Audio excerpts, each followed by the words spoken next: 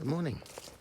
Well, I'm just taking a walk with these three naughty dogs in Aconbury Camp, which is an Iron Age hill fort about 4 miles from Hereford.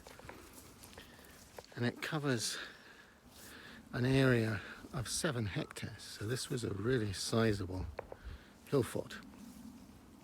And I think it's worth reflecting that as we contemplate the horrors that have unfolded in the Middle East in the recent days and the unspeakable atrocities that have been committed, and struggle to understand the minds of people who could commit such atrocities.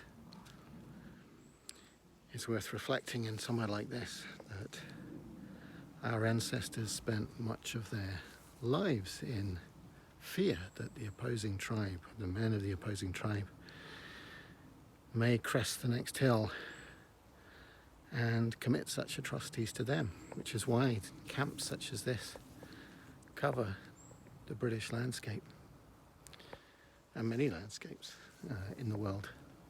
Something similar exists. And that peace is something we have bought with the blood of many of our ancestors and the struggles of many of our ancestors. And peace is not a wish. It's not just a wish. It's something that's built, constructed over generations with a complex scaffold of systems, social systems, political systems that prop up this fragile peace that we all enjoy in most of our Western countries. And we chip away at those structures at our peril. I was watching Richard Dawkins debating John Lennox the other day, back in 2007. And Dawkins at that point thought that, delivered from religion, that we'd somehow arrive at common sense. But I thought, well, actually that's not true. If we were just wholly rational beings, maybe it would be true, but we're not. Far more powerful than our rational faculties are the affective systems of the brain. We share them with all other mammals. So these are our raw primary emotions, such as rage and fear and play and nurturing. And these are far more powerful, actually, than our rationality.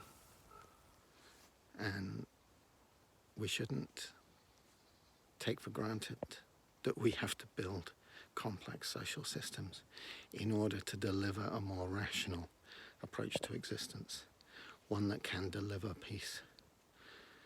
And so I think, given the chaos that we're experiencing in the world, it's a really important time to reflect on what our ancestors from here, 2,500 years ago, to me standing here now, what they struggled for and what they achieved, because it's easy to dismiss their achievements. But they achieved something. They gave us a present. They gave us something valuable, gifts. And it's up to us to relearn what those gifts are, to rediscover what those gifts are, and to cherish them. And not to just imagine that, we can just create nirvana anew, because you can't.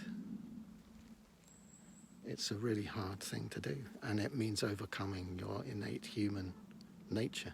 It's actually only together through our struggles that we transcend that innate human nature, that propensity to rage, to revenge, to bloodlust. It's only together that we transcend that. So I would say, just at this difficult, chaotic time when so many people are suffering, just reflect on what our ancestors delivered to us. What is it that they've given us that's so valuable, that's allowed most of our lives to be lived in utter peace and contentment free from the absolute visceral fear of danger and violence,